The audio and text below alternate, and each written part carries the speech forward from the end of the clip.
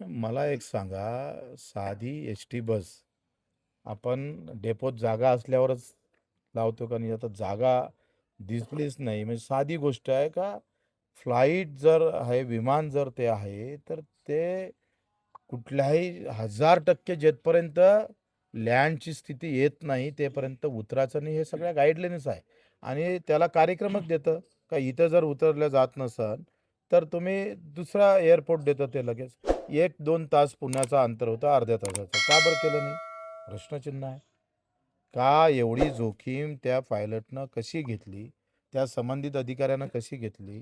जिथं अजितदादा म्हणजे एक उपमुख्यमंत्री असताना सुद्धा जर अशा प्रकारचे अपघात होतात, तर म्हणजे आमच्या यंत्रणा किती किळस झालेल्या आहे. हे किळसवान प्रकार आहे, लक्षात घ्या. बरं झालं ते बाजूच्या वस्तीनं नाही पडलं. गेलं होतं ना बाकीचे लोकं आधी. तर ते अनेक संशय आहे. कसं आहे, माझं काय मत आहे का भाजप म्हटलं का आता संशयामध्येच पाहतं.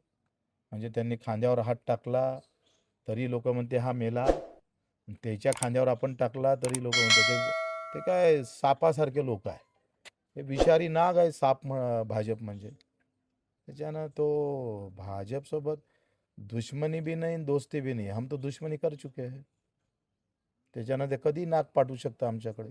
काय होतंय आखरी जर काही करायचं असलं तर तिथं चान्सेस वाढतात ना प्लॅस्टिकमध्ये. काचेमध्ये थोडे चान्सेस कमी होते. दुसरं काय? म्हणजे संभ्रम असेल कुठे ना कुठे.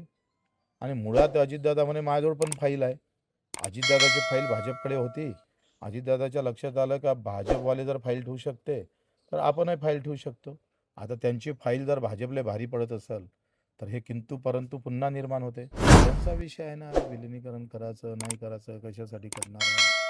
ते 2 पक्षाचा विषय आहे. आपण काय बोलणार आहे? आमचा तर पक्ष इतका लहान आहे. आम्ही काय बोलणार त्याच्यात? आम्ही कार्यानं मोठे आहोत, पण राजकीयदृष्ट्या आम्ही फार लहान आहोत.